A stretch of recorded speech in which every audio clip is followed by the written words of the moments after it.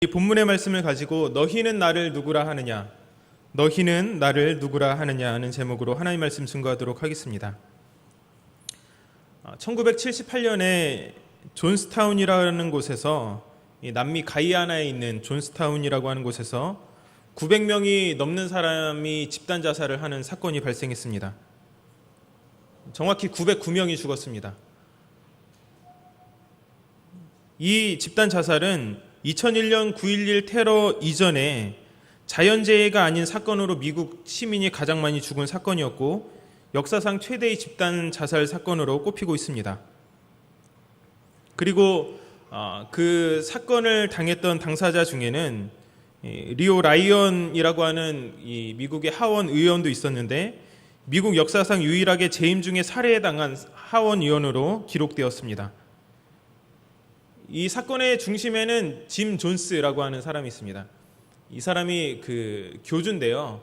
평화와 이제 관용, 그리고 모두가 평등한 세상을 꿈꾸면서 우리가 살아가게 하겠다라고 하는 그러한 슬로건을 내걸고 신도들을 모아서 남미 가이아나에 가서 존스타운이라고 하는 곳을 건립을 했습니다. 그래서 외딴 열대우림으로 들어갔죠. 근데 시간이 지나면서 이 사람이 편집증도 가지고 있고, 그리고 사람을 믿지 못하는 가운데 이 사람들을 점점 억압하고 폭력을 행사하고, 그러니까는 자신들이 꿈꾸던 유토피아가 아니라 점점 더 그곳을 지옥으로 만들어가는 것을 보게 된 것이죠.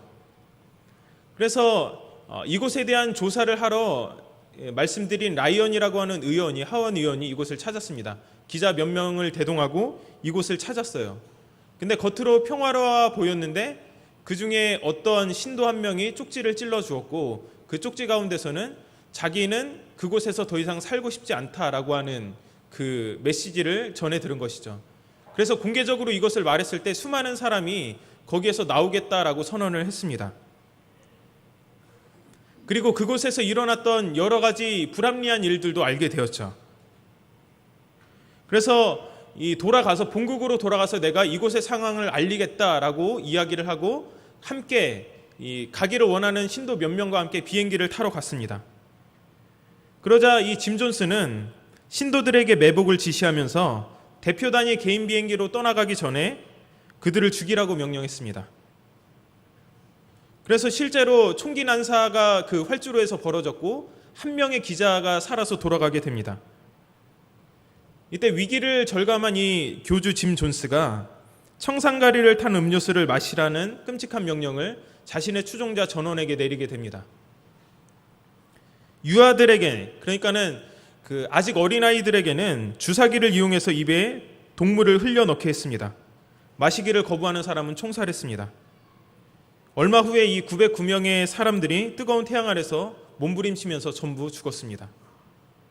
지금도 이 구글이나 이런 데 존스타운 이렇게 치면은 거기에서 일어났던 그 사건의 사진이 몇 장 남아 있는 것을 우리가 볼 수 있습니다. 여러분, 이 존스타운 사건을 들으면서 어떤 생각이 드십니까? 제가 이 사건을 처음 접했을 때 너무나 충격적이었습니다. 그리고 동시에 느낀 것은 아주 간단했습니다. 믿음에는 아주 실질적인 결과가 따른다는 것입니다. 수백 명, 1000명 가까운 사람이 존스를 믿었고, 그가 제시하는 비전에 찬성했어요. 그리고 존스의 말은 곧 그들의 교리가 되었습니다. 그것이 옳든 옳지 않든 그의 말은 곧 그들에게 교리가 되었습니다. 그러나 얼마 지나지 않아서 진실은 밝혀졌죠. 믿음의 가치는 믿는 대상의 수준을 넘어서지 못한다는 것입니다. 저는 오늘 이 마태복음 16장 13절에서 17절, 우리가 베드로의 고백으로 알고 있는 이 말씀을 통해서 오늘을 살아가는 우리에게는 과연 어떤 실질적인 고백과 결과가 따르고 있는가, 믿음의 결과가 따르고 있는가를 여러분과 함께 나누고 싶은 것입니다. 그저 자신의 왕국을 건설하고자 했던 짐 존스를 따르는 사람들에게 있어서 믿음은 곧 그들의 삶과도 같았습니다. 그래서 그가 하는 모든 말에 찬송했고, 그를 자신들의 이 교주라고 고백을 했고, 자신들의 이끌어갈 분명한 리더라고 인정했던 것입니다. 우리가 믿는 하나님은 그런 사이비 교주가 아닙니다. 우리를 창조하셨고 타락 가운데서 건져내셨고 구속하신 그 하나님이십니다. 우리가 그 하나님을 믿는다면 과연 우리의 실제적인 삶 가운데서는 정말로 그분을 따르는 어떤 믿음의 실제적인 결과가 있느냐는 것입니다. 이제 주일학교, 여름성경학교와 학생부 수련회가 끝이 났습니다. 청년부만 남았죠. 주일부터 수요일까지 마지막으로 믿음의 아웃리치를 떠납니다. 잘 아시겠지만 이번 여름 사역의 주제가 믿음이었습니다. 믿음에 굳게 선다는 것이 무엇인가, 이것을 함께 나누었죠. 그래서 우리 모두를 향한 하나님의 계획이 있고 그 계획을 믿는 가운데 우리가 하나님 앞에서 삶을 살아내야 되고, 그리고 하나님의 이루심을 전적으로 신뢰하며 살아가는 것, 이게 믿음이다. 이게 믿음에 굳게 서는 것이다. 이것을 아이들에게 가르쳤습니다. 결국 우리 다음 세대가 세상 가운데 실질적인 믿음을 나타내는 주의 군사로 세워지는 것이 이번 여름 사역의 목표였던 것입니다. 우리는 이러한 구체적인 결과가 나타나고 또 그들이 받은 은혜가 유지되도록 기도해야 합니다. 오늘 또 이곳에 청년들이 몇 명 나와 있는데 청년들도 마찬가지예요. 이 믿음의 아웃리치를 떠나면서 이단과 우상으로 가득한 곳으로 떠나지 않습니까? 거기에서 승리하고 돌아올 수 있도록, 그래서 오늘 베드로의 고백처럼 주는 그리스도시요 살아계신 하나님의 아들이십니다 라고 하는 고백이 그 안면도에 넘치도록 우리는 오늘 함께 기도해야 할 것입니다. 여러분, 믿음에는 반드시 그에 따른 고백과 결과가 나타나게 되어 있습니다. 우리의 삶도 마찬가지죠. 오늘 예수님을 따르고 예수님을 주인으로 고백하는 우리의 삶 가운데는 어떠한 실제적인 결과가 나타나고 있습니까? 오늘 베드로의 고백을 통해서 우리의 삶의 구체적인 신앙을 함께 점검해 보기를 원합니다. 오늘 말씀을 이해하는 데 있어서 중요한 정보를 제공해 주는 것은 다름 아닌 베드로의 고백이 이루어진 장소입니다. 그것은 바로 가이사랴 빌립보입니다. 혹은 빌립보 가이사랴라고도 하죠. 성경에 빌립보라고 하는 곳의 지명이 두 군데가 나오는데, 지중해를 끼고 있는 해안 도시에 그 빌립보라고 하는 곳이 있고, 오늘 설명하고 있는 이 빌립보 가이사랴라고 하는 지명이 있습니다. 이것을 헷갈리면 안 되는데, 사도행전에 상당히 많이 나오는 지명이에요. 그래서 전도자 빌립에 의해서 그곳에 복음이 전해지고, 또 백부장 고넬료, 우리가 잘 알고 있죠. 백부장 고넬료가 베드로의 전도를 받고 그리스도인이 된 곳이 바로 이 빌립보 가이사랴입니다. 바울도 몇 번이나 방문하여서 복음을 전했던 흔적이 사도행전에 나타나 있습니다. 그리고 2년 동안 그곳 옥에 갇혀 있었고, 벨릭스, 베스도, 헤롯 아그리파 2세 앞에서 복음을 변증한 것이 바로 이 빌립보 가이사랴입니다. 이 갈릴리 바다 북동쪽으로 약 40km 떨어진 곳에 위치해 있습니다. 그래서 헐몬산에 아주 가까운, 사시사철 물이 흘러넘치는 곳이 이 빌립보 가이사랴입니다. 요단강의 수원지이고요. 그리고 그 상당히 풍요로운 도시예요. 제가 성지순례에 갔다가 이곳을 탐방하는 그 시간이 있었는데, 거기에 가니까 이스라엘에서 보기 힘든 요단강보다 더 풍부한 물이 흐르고 있는 곳이 바로 이곳이었습니다. 이곳은 BC 4년 헤롯 대왕의 뒤를 이어서 유대의 분봉왕이 되었던 헤롯 빌립이 아름답게 정비해서 북부 지역의 수도로 삼았습니다. 그리고 이름을 빌립보 가이사랴라고 명명을 했습니다. 로마의 황제 티베리우스를 기념하기 위해서 황제의 직명인 케사르, 이 가이사죠. 가이사, 한글로 말하면 가이사인데, 가이사와 자신의 이름 빌립을 합친 이름의 도시를 건설하여서 황제에게 헌정을 했습니다. 즉, 이 베드로의 고백이 이루어진 곳은 바로 어떤 곳이죠? 황제의 도시였어요. 황제의 도시, 권력자들의 도시. 또한 이것은 우상의 도시였습니다. 가나안 시대부터 바알 신을 비롯한 여러 신들을 섬기던 곳이 바로 이 빌립보 가이사랴였습니다. 여호수아 11장 17절을 보면 이 바알갓이라고 하는 지명이 나오는데, 이 바알갓이라고 하는 지명이 바로 이곳입니다. 행운의 바알이라고 하는 뜻을 가진 이 지명인데, 그곳이 바로 빌립보 가이사랴였습니다. 이것이 신약 시대로 넘어오면 그 헬라 시대에 이르러서는 판신을 섬기는 신전이 있던 곳이 바로 이곳이었습니다. 지금도 이곳에 가면 단단한 벽을 깎아서 그 안쪽으로 판의 신전을 세웠던 곳이 터로 그대로 남아 있습니다. 이 판은 그리스 로마 신화에 나오는 신으로서 목양신입니다. 헤르메스의 아들이죠. 그래서 숲과 사냥과 목축을 돌보는 신이 바로 이 판신이었습니다. 그래서 그리스 목사들은 자신들의 가축에 일어나는 모든 일을, 이게 좋은 일이든 나쁜 일이든 이 모든 것의 원인을 판신으로부터 이것이 왔다라고 사람들이 이야기를 했습니다. 그 탓으로 돌렸다는 거죠. 그리고 가끔 이 가축대가 공포를 집단적으로 어떤 히스테리적으로 느낄 때 판이 그 짐승들에게 소리를 질렀기 때문에 그러한 현상이 일어났다라고 그들은 믿었습니다.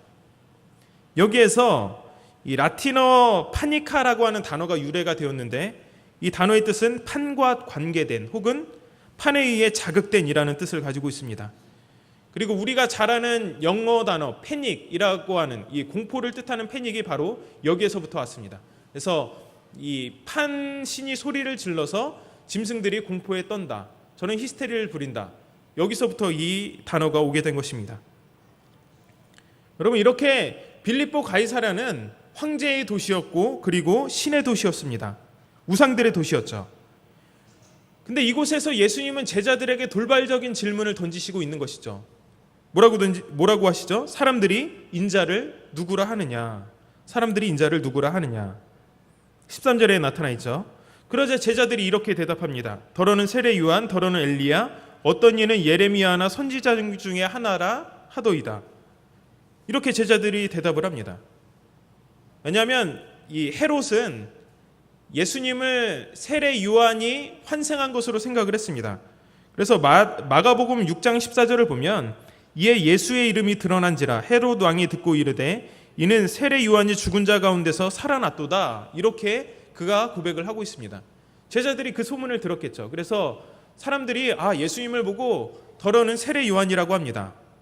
또 뭐라고 하죠? 엘리야라고 합니다. 이 구약의 마지막 책인 말라기 4장 5절을 보면 하나님께서 이렇게 말씀하시죠. 말라기 선지자를 통해서 보라, 여호와의 크고 두려운 날이 이르기 전에 내가 선지자 엘리야를 너희에게 보내리니. 그러니까 예수님께서 그 엘리야라는 거죠. 하나님께서 보내시고자 했던 그 엘리야라는 거죠. 사람들이 그렇게 생각했다는 거죠. 그리고 더러는 예레미야라고 생각을 합니다. 유다가 바벨론 포로로 잡혀가기 전에 마지막 선지자가 이 예레미야였기 때문에 그렇습니다. 혹은 선지자 중에 하나라고 합니다라고 제자들이 대답을 하죠. 이것은 제자들의 평가가 아니라 이 예수님을 둘러싼 수많은 군중들의 평가입니다. 그때 예수님은 다시 한번 질문을 바꿔서 이렇게 던지십니다. 15절이죠. 그러면 사람들이 더러는 세례 요한, 더러는 엘리야, 더러는 예레미야나 선지자 중에 하나라고 한다면, 그렇다면 너희는 나를 누구라 하느냐? 사람들이 나를 선지자라고 생각한다고? 그러면 너희는 나를 누구라 하느냐? 이렇게 예수님께서 물으십니다. 근데 여러분, 우리가 장소를 살펴보았지만 이건 단순한 질문이 아니에요. 다분히 의도가 깔려져 있습니다. 지금 예수님이 제자들에게 질문을 던지신 곳이 어디죠? 왕 스스로가 자신을 신격화하는 왕의 도시예요. 황제의 도시. 그리고 무수한 신들의 경연장인 빌립보 가이사랴입니다. 그곳에서 예수님은 지금 너희는 가이사를 왕이라고 생각하느냐, 아니면 나를 왕이라고 생각하느냐? 너희는 이곳에서 숭배하고 있는 수많은 신들이 참된 신이라고 생각하느냐, 아니면 나를 참된 신이라고 생각하느냐라고 예수님께서는 물으신 것입니다. 그냥 단순한 질문이 아니에요. 이거는 그 장소를 미루어 볼 때 그에 대한 베드로의 대답이 뭐죠? 16절에 주는 그리스도시요 살아계신 하나님의 아들이십니다. 무수한 신들의 경연장과 그리고 황제가 자신을 스스로 신격화하는 곳에서 베드로가 이런 고백을 했다는 것입니다. 근데 평행본문인 마가나 누가와는 다르게 마태는 예수님의 첫 질문을 사람들이 인자를 누구라 하느냐라고 던지게 하십니다. 던진 것을 기록합니다. 우리는 그 두 번째로 예수님에 대한 장소를 살펴보았으니까 이걸 계속해서 종합해 나갈 거예요. 두 번째는 예수님에 대한 호칭을 살펴보아야 하는데, 인자라고 하는 것은 예수님이 가지신 독특한 신인식으로서 복음서에 자주 나타나게 됩니다. 우리 다니엘서 7장 13절과 14절의 말씀을 한번 읽어보겠습니다. 시작.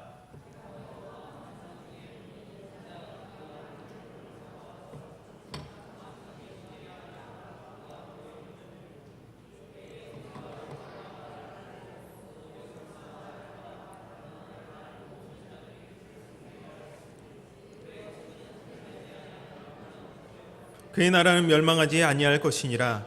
아멘. 지금 하나님께서 다니엘을 통해서 예언을 하게 하시는데, 이게 그 영원한 권세를 가지게 될, 즉 영원한 하나님의 나라를 가지고 오실 그 인자에 대해서 묘사를 하고 있죠. 근데 여기를 보면 13절의 인자라고 하는 것은 그 불특정한 인물로 묘사가 됩니다. 그래서 A Son of Man이에요.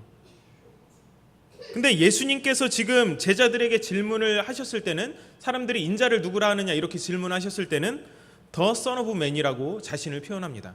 그러니까 구약에 그 다니엘이 누군지 몰랐지만 불특정했던 그 인물이 바로 자기 자신이었음을 예수님께서 말씀하고 계신 것이죠. 다니엘이 말한 온 12개의 주인이 바로 나다라고 하는 것을 예수님께서 말씀을 하시는 것입니다. 다니엘이 예언한 그 인자가 바로 나다라고 예수님께서 말씀을 하신 거죠.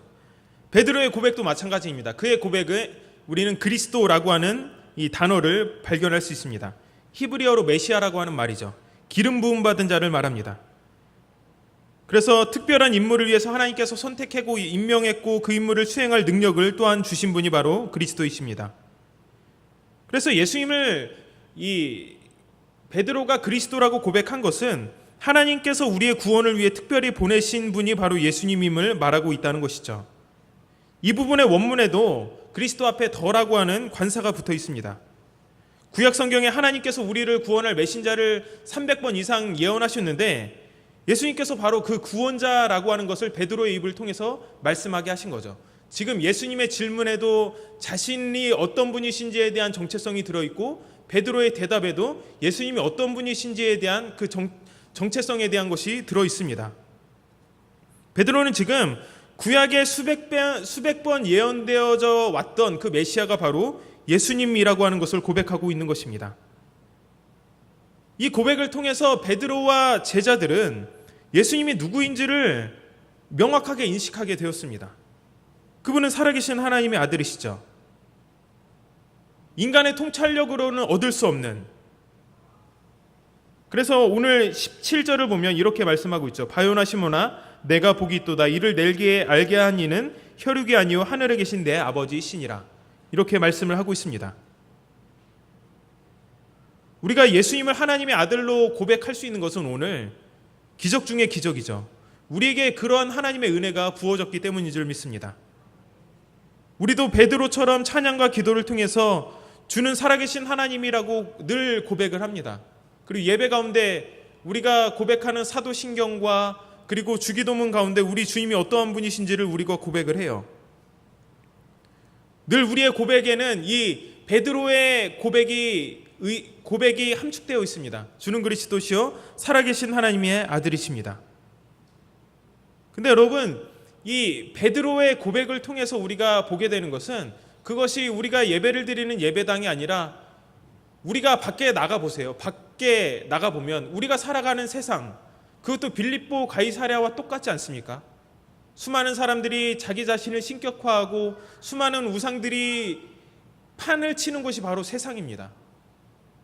그곳 가운데서 오늘날로 말하자면 베드로가 그 세상 가운데서 이렇게 선포한 것이나 다름이 없죠.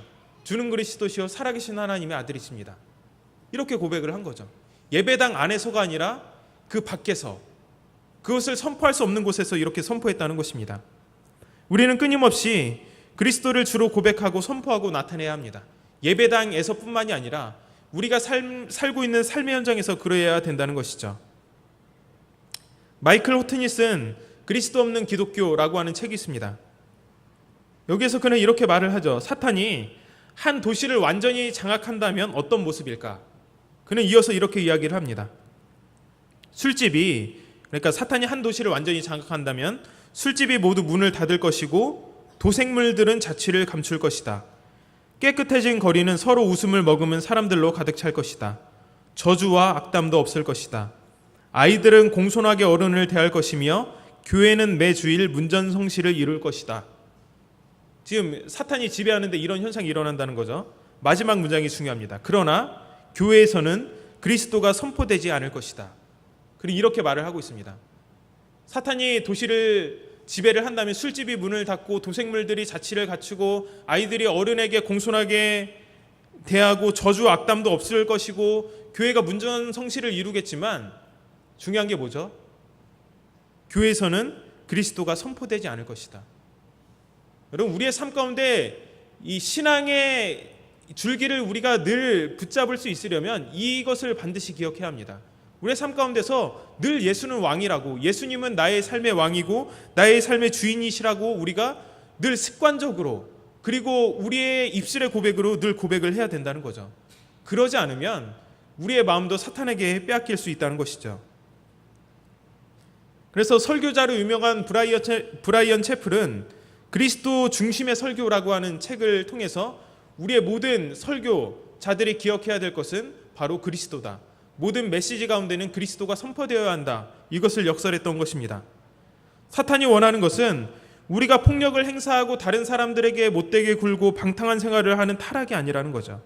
우리의 삶 가운데 그리스도가 나타나지 못하도록, 그리스도가 선포되지 못하도록 지워버리는 것이 바로 사탄의 계략이라는 것입니다. 여러분의 삶 가운데 이 예수님이 고백되고 있습니까?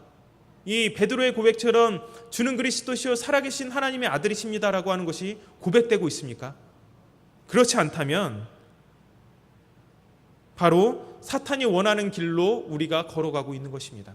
단순히 우리의 삶이 윤리적인 것, 이것을 넘어서 우리의 삶이 진정으로 예수님을 주님이시라고 고백을 하고 또 그 앞에서 우리가 살아가고 있는지를 봐야 된다는 것입니다. 어쩌면 우리는 교회 가운데서도, 우리 성도들의 교제 가운데서도, 주일 예배 가운데서도 이 주인이신 예수님을 잊어버릴 때가 너무나도 많지 않는지 생각을 해봐야 합니다. 우리가 나누는 교제는 어떻습니까? 영적으로 공고하고 지친 영혼의 기도의 제목을 나누는 그런 기도하는 모습이 있습니까? 우리의 대화 가운데, 성도들 간의 교제 가운데 그리스도가 나타나고 있습니까? 예수님이 주제가 되고 있나요? 어쩌면 우리는 집안 얘기, 어제 본 드라마 얘기, 삶의 주변에서 일어나는 자질구레한 일들은 얘기하면서 정작 우리의 주인 대신 이 주님에 대한 이야기는 하고 있지 않는지 한번 점검해 보아야 된다는 것입니다. 우리의 기도 생활도 마찬가지입니다. 내가 가진 기도의 제목 말고 우리 주님의 어떠함, 우리 주님의 어떠함이 되심, 우리 주님을 찬양하는 그것이 우리의 삶 가운데서 선포의 기도로 드려진 적이 있습니까? 그냥 내가 원하는 것을, 내가 원하는 간구를 드리는 것이 아니라 주님은 나에게 이런 분이십니다. 하나님이 이런 분이시기 때문에 저에게 귀한 분이십니다. 라고 하는 이런 선포가 드려진 적이 있냐는 것입니다. 있냐는 것을 한번 여러분에게 여쭤보는 것입니다. 우리가 속한 가정에서, 직장에서, 학교에서 우리가 과연 이 하나님을, 예수 그리스도를 드러내고 있냐는 것입니다. 물론 우리는 연약한 인간이기에 매순간 이러한 고백을 드릴 수는 없을 것입니다. 그러나 베드로가 그랬듯이 그가 무수한 신들의 경연장에서, 그리고 자신을 신격화하는 그 우상들의 도시에서 주는 그리스도시요 살아계신 하나님의 아들이십니다라고 고백한다면 분명 어떠한 방법으로든 우리에게 그 고백의 결과가 삶으로 드러날 수 있을 것입니다. 존스타운 사건을 통해서 우리가 살펴본 것처럼 믿음에는 반드시 실제적인 결과가 따르게 되어 있습니다. 이 시간 우리가 곰곰이 베드로의 고백을 가슴으로 우리가 새겨보면서 내 삶 가운데도 과연 이러한 진지한 고백이 있는지 한번 살펴보시기를 바랍니다. 타성에 젖은 고백 말고 습관을 따라 자연적으로 나오는 그런 반복적인 고백이 아니라 진정 예수님께서 주는 그리스도시요 살아계신 하나님의 아들이십니다라고 하는 이 고백, 그냥 다른 어떤 것도 없이 그냥 이러한 고백. 그래서 아무리 고백해도 바닥나지 않는 그 넘치는 은혜를 우리에게 주시는 주님의 그 은혜가, 우리가 단순하게 이 고백을 하지만 거기에 우리의 진심이 담겨 있다면, 우리의 신앙이 담겨 있다면 우리의 삶 가운데 그 은혜가 흘러넘칠 것입니다. 이 믿음의 고백 위에 우리 모두의 믿음이 세워지기를 바랍니다. 또 우리의 다음 세대도 이런 믿음에 세워지기를 위해서 기도해 주시고요. 또 청년들이 주일부터 수요일까지 안면도로 아웃리치를 떠나게 되는데 청년들을 위해서도 이러한 기도의 제목으로 그들이 가는 곳에 수많은 우상들이 있지만 그곳에서 그 청년들이 담대하게 주는 그리스도시요 살아계신 하나님의 아들이십니다라고 하는 것을 선포할 수 있도록 여러분 이 시간 기도해 주시기 바랍니다. 이 시간 두 가지 기도의 제목을 놓고 좀 함께 기도했으면 좋겠습니다. 여러분